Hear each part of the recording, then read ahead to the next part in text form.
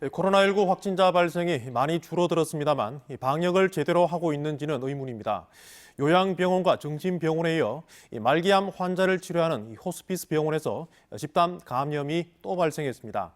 간병인이 포함되어 있는데 지난달 대구시 전수조사에는 빠져 있었던 것으로 드러났습니다. 보도에 권윤수 기자입니다.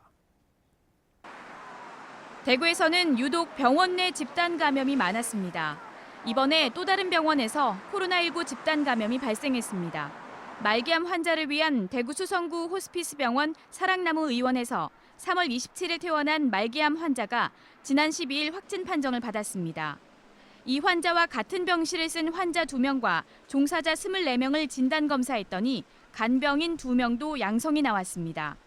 4월 12일 퇴원 환자 중 1명이 확진된 다음에 접촉자를 추적 조사하는 과정에서 해당 의료기관 종사자 2명이 추가로 확진되어 대구시는 이곳에서 동일 집단 격리가 불가능하다고 보고 병원 문을 당분간 닫도록 합니다. 10여 명의 입원 환자는 대구련으로 전원시키고 20여 명의 종사자는 자가 격리할 방침입니다.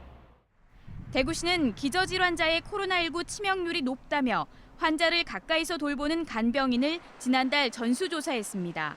사랑나무 의원 간병인들은 조사에 빠져 있었습니다. 병원급 의료기관 61곳만 검사해 의원에 소속된 간병인은 놓쳤다는 게 대구시의 해명입니다.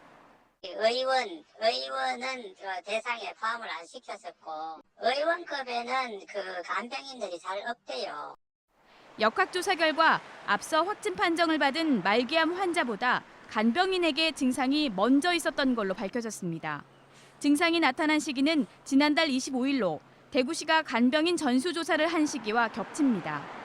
대구시는 달성군 대실요양병원에서 집단 감염이 생겼을 때도 같은 건물에 있는 제2미주병원을 뒤늦게 전수검사해 비판을 받기도 했습니다. 제2미주병원 확진 환자는 190여 명으로 신천지 대구교회 다음으로 규모가 큰 집단 발생지가 됐습니다. 지나치리만큼 선제적으로 방역하겠다던 대구시의 큰 소리가 무색하게 방역 체계의 구멍이 잇따라 발견되고 있습니다. MBC 뉴스 권윤수입니다.